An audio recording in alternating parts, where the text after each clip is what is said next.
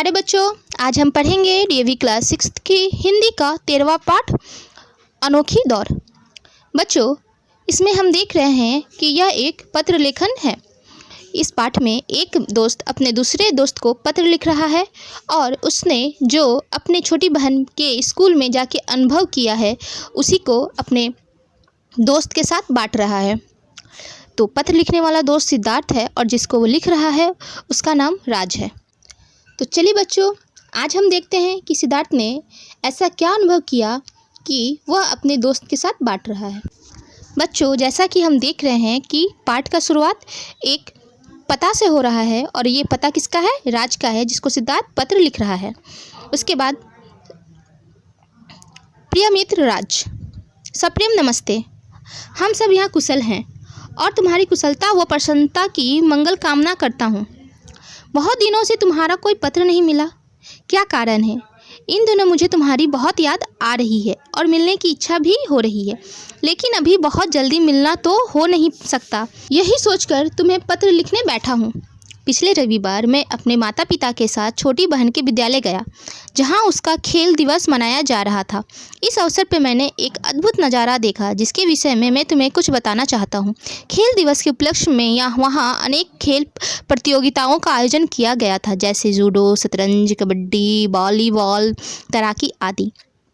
उन दिनों कुछ दौड़ प्रतियोगिता भी हुई, जिसमें बच्चों ने बढ़ चढ़ कर भाग लिया। जो दृश्य सबसे अधिक रोमांचित करने वाला था वह दृष्टिबाधित छात्रों का इन खेलों में पूरी उत्साह से भाग लेना था। प्यारे बच्चों, सिद्धार्थ पिछले रविवार अपनी छोटी बहन के स्कूल में खेल दिवस मनाने गया था। वहाँ वो जो देखा वही अनुभव अपने दोस्त रवि के साथ बांट रहा है। वो क्या देखा था कि वहाँ पे बहुत सारे खेल का आयोजन किया गया था, जिसमें जूडो, शतरंज, कबड्डी, वॉलीबॉल, तैराकी और भी बहुत से खेल थे। और उसमें जितने भी स्टूडेंट थे वो सब क्या किए थे? बढ़ चढ़ के भाग लिए थे। बच्चों, बढ़ चढ़ के भाग लेने का मतलब होता है बहुत ही ज़्यादा स्टूडेंट उसमें पार्टिसिपेट किए थे। वहाँ पर उसको सबसे रोमांचित दृश्य लगा दृष्टिबाधित छात्रों का उस खेल में बढ़ चढ़ कर भाग लेना। बच्चों, रोमांचित मतलब होता है ऐसा दृश्य, ऐसा सीन जिसको देख के मन अंदर से खुशी से भर जाए। और दृष्टिबाधित मतलब बच्चों होता है ऐसे बच्चे या ऐसे लोग जिसके आँख में कोई दिक्कत होती है, या तो पूरे अंधे होते हैं, या तो आँख से उनको बहुत कम दिखता है, या तो आँख से धुंधला दिखता है। ऐसे लोगों को दृष्टिबाधित लोग कहते हैं। अब आगे, उनके लिए लंबी कूद, गोला फेंक जैसे प्रतियोगिताओं के साथ साथ एक अनोखी दौड़ का भी आयोजन किया गया था। इस दौर पे इन बच्चों के लिए सही दिशा निर्देशन के लिए उनको एक सहायक दिया गया था। वे उनको पकड़ कर बखूबी दौड़े। जब उनकी प्रतियोगिता चल रही थी तो सब बच्चे अपने मित्रों को प्रोत्साहित कर रहे थे। वे सब जोर जोर से उसके नाम पुकार कर और तालियां बजाकर उनका जोश बढ़ा रहे थे। यह नज़ारा देख के मैं बहुत आनंदित हो उठा। सिद्धार्थ आगे अपने पत्र में लिख रहा है कि ऐसे छात्रों के लिए और भी बहुत सी प्रतियोगिताएं थी, जैसे लंबी कूद, गोला फेंक और एक अनोखी दौड़ का भी आयोजन किया गया था। इस दौड़ में क्या था कि जो छात्र थे उनको एक सहयोगी दिया गया था जो उनको पकड़ के दौड़ते थे, ताकि वो किसी दूसरी दिशा में ना दौड़ पाए, क्योंकि वे लोग आँख से ठीक से देख नहीं पाते थे। इसलिए हो सकता था कि वो किसी दूसरी दिशा में दौड़ जाए, इसलिए उनको एक सहयोगी दिया गया था ताकि वो सही दिशा में जाए। जब वे लोग बच्चे दौड़ रहे थे तो बाकी जो बच्चे थे, जो उनके बच्चों के फ्रेंड थे, वो क्या कर रहे थे? चिल्ला रहे थे, उनका नाम पुकार रहे थे और तालियां बजा। उनके जो फ्रेंड थे वो अपने दोस्त को प्रोत्साहित कर रहे थे। बच्चों, प्रोत्साहित करने का मतलब होता है उनके अंदर जोश भर देना। जैसे कि हम लोग का कोई फेवरेट गेम चलता है और जब पिच पे हम लोग का प्लेयर आता है तो हम लोग क्या करते हैं? उसका नाम को ज़ोर ज़ोर से पुकारने लगते हैं, जिससे कि वो जो प्लेयर है वो क्या हो, उसमें जोश आ जाए और भी ज़्यादा अच्छे से खेले। इसी को कहते हैं प्रोत्साहित करना। और यह सब देख के जो सिद्धार्थ था उसको बहुत ही ज़्यादा खुशी हुई। बच्चों, आनंदित होना मतलब होता है खुशी होना। मेरे मन में इस दृश्य ने अमिट छाप छोड़ी। मेरे मन में अनेक जिज्ञासाएं उत्पन्न हो गई। घर वापस आने पर मैंने पिताजी से बातचीत करते हुए अपने मन में उठने वाले सवालों के विषय में बताया और इन प्रश्नों के उत्तर जानने की उत्सुकता जताई। बच्चों, ये जो सीन था वो सिद्धार्थ के अंदर अमिट छाप छोड़ने वाला था। अमिट छाप मतलब होता है बच्चों ऐसा कोई सीन जो पूरे उम्र किसी को याद रहे, इसे कहते हैं अमिट छाप छोड़ने वाला दृश्य। और कौन सा ही वो दृश्य था? कि जो दृष्टिबाधित छात्र थे वे अपने सहयोगी के साथ दौड़ रहे हैं। बच्चों, आप खुद सोच के देखिए, ऐसे बच्चे जो ढंग से चल नहीं सकते हैं, उनको किसी चीज़ की सहायता की ज़रूरत होती है और वे बच्चे दौड़ रहे हैं। कितना अच्छा सीन होगा ना सच में। और उनके दोस्त उनका उत्साह बढ़ा रहे हैं, उनको मोटिवेट कर रहे हैं। इससे अच्छा तो कुछ हो ही नहीं सकता है। इसीलिए इस पाठ का भी नाम रखा गया अनोखी दौड़। ये सब देख के सिद्धार्थ के मन में बहुत सारी जिज्ञासाएं उत्पन्न हुई। बच्चों, जिज्ञासा मतलब होता है कुछ जानने की इच्छा। उसी को क्या कहते हैं? जिज्ञासा कहते हैं। वो घर वापस आया और अपने पिताजी से उस सारे सवालों का जवाब पूछने लगा जिसके बारे में उसको अंदर से जिज्ञासा थी। वो अंदर से जानना चाहता था और उस सवालों का जवाब जानने के लिए वो बहुत ही उत्सुक था। उत्सुक मतलब होता है बच्चों बेसब्र होना, मतलब वो जल्दी से जल्दी अपने सवालों के जवाब चाहता था। और उसके सवालों का जवाब कौन दे सकता था? उसके पिताजी। तो पिताजी ने मुझे समझाते हुए जो बताया वह मैं तुम्हें भी बताना चाहता हूँ। उन्होंने कहा कि जिन्हें हम विकलांग समझते हैं उन बच्चों में भी बहुत सी योग्यताएं होती हैं। कई बच्चे अच्छी कविताएं व लेख लिखते हैं, तो कई बच्चे मधुर गीत गाते हैं। कुछ बच्चे खेल में बहुत ही निपुण होते हैं। ये बच्चे हमसे कुछ भिन्न योग्यता वाले बच्चे हैं और हमारे समाज का अभिन्न अंग है। इन्हें जीवन में आगे बढ़ने के लिए पर्याप्त अवसर दिए जा रहे हैं। बच्चों, सिद्धार्थ के पिताजी उसको जो समझाएं वही सिद्धार्थ अपने दोस्त राज को भी पत्र में लिख रहा है। सिद्धार्थ के पिताजी उसको क्या बोले कि हमारे समाज में जितने भी विकलांग लोग हैं, बच्चों विकलांग मतलब होता है ऐसे लोग जो हाथ पैर से अपाहिज हो या आँख से अंधे हो, इन्हें हम स्पेशल चाइल्ड या स्पेशल पर्सन भी कहते हैं। ये लोग हमारे समाज का क्या है? अभिन्न अंग है। अभिन्न मतलब कि जिन्हें हम तोड़ नहीं सकते, अलग नहीं कर सकते। और अलग भी क्यों करें? जैसे हम हैं वैसे भी वो हैं। ये अलग बात है कि हमारा शरीर एक पूरा शरीर है और उनके शरीर में कुछ कमियां हैं। कुछ कमियां होने से क्या वो हमारे समाज से जुड़े नहीं रहेंगे? जी नहीं, हमें तो उनको और भी अपने समाज के साथ जोड़ के रखना चाहिए। उनमें जो कमी है उसको कभी उन्हें बताना नहीं चाहिए। उसको हमेशा हमें ये बताना चाहिए कि क्या हुआ, तुम्हारे अंदर कमी है तो तुम और भी अच्छा कर सकते हो। सिद्धार्थ के पिता उसको क्या बता रहे हैं कि ऐसे जो लोग होते हैं, ऐसे जो बच्चे होते हैं, वो उनमें क्या होती है? उनमें कुछ ज़्यादा ही अलग प्रतिभाएं होती है। प्रतिभा मतलब बच्चों होता है गुण या ऐसे टैलेंट। तो उनमें कुछ क्या होता है? अलग सा ही टैलेंट होता है। कुछ बच्चे अच्छा राइटिंग लिखते हैं, कुछ अच्छा पोएट्री करते हैं, कुछ अच्छा चित्रकारी करते हैं, कुछ अच्छा खेलकूद में होते हैं, कुछ बहुत ही अच्छी सिंगिंग करते हैं। तो ये लोग क्या होते हैं? गिफ्टेड चाइल्ड होते हैं। इनमें कुछ ना कुछ खासियत ज़रूर ही होती है। पर कुछ लोग समाज में ऐसे हैं जो ऐसे लोगों को देखकर या ऐसे बच्चों को देखकर हंसी उड़ाते हैं। हमें उन पे हंसना बिल्कुल भी नहीं चाहिए, बल्कि हमें उन्हें ऐसे अवसर देना चाहिए कि वो जीवन में आगे बढ़े और अपने जीवन को भी सफल बनाए।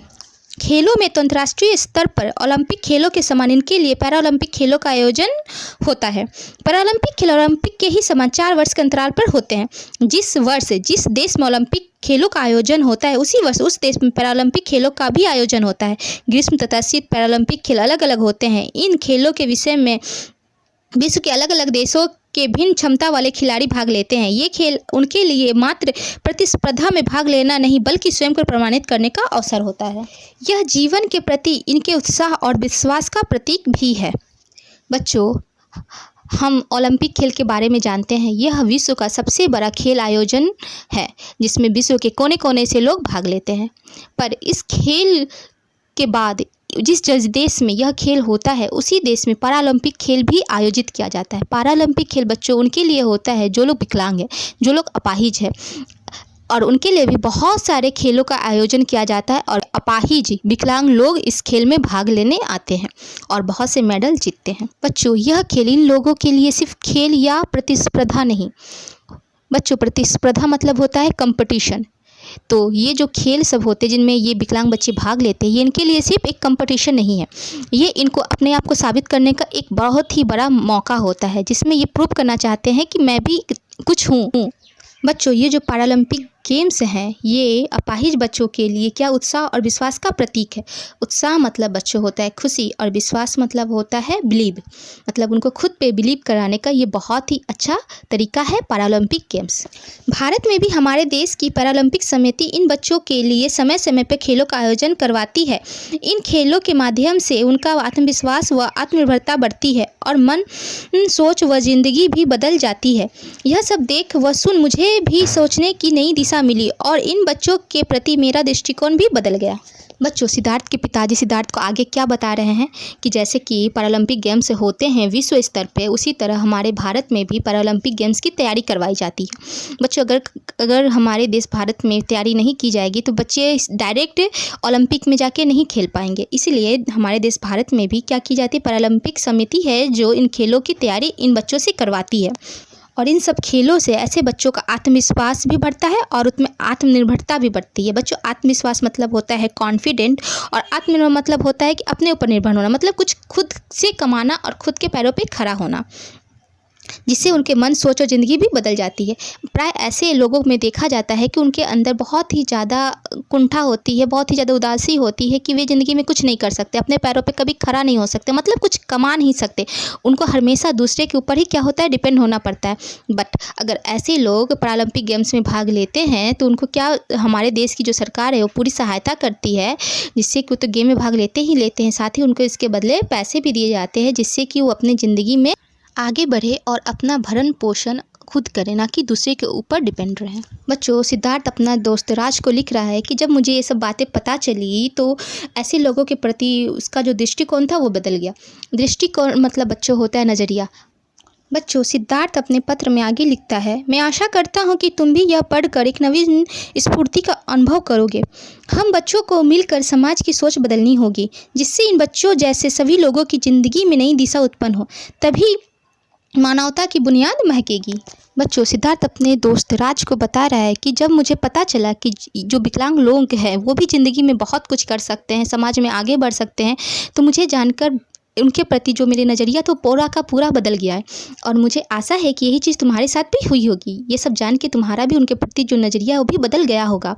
अब हम बच्चों को ही आगे बढ़कर समाज में ऐसे बच्चों के लिए कुछ करना चाहिए, ताकि उनकी जो ज़िंदगी है वो भी बदल सके और मानवता की जो बगिया है वो महके। मतलब कि वो सिद्धार्थ चाहता है कि वो और जितने भी उनके उम्र के बच्चे हैं वो सभी बच्चे मिलकर समाज में जितने भी विकलांग बच्चे हैं उन लोगों को प्रोत्साहित करें, ताकि वो ज़िंदगी में कुछ ना कुछ करे। कोई चित्रकारी करे, कोई सिंगिंग करे, कोई ड्राइंग करे, कोई खेल कूद में भाग ले। ऐसा ना होगी कि वे अपने कमजोरी के साथ ही ज़िंदगी भर रोते रहे, बिलखते रहें और अकेलापन और घुटन में ज़िंदगी जिए। ऐसा बिल्कुल भी नहीं होना चाहिए। बच्चों, सिद्धार्थ अपने पत्र के अंत में क्या लिखता है, अपने माता पिता व बड़े भाई को मेरा प्रणाम करना, शीघ्र ही परिवार सहित मिलने का कार्यक्रम बनाना, पत्र का उत्तर जल्दी देना, तुम्हारा मित्र सिद्धार्थ।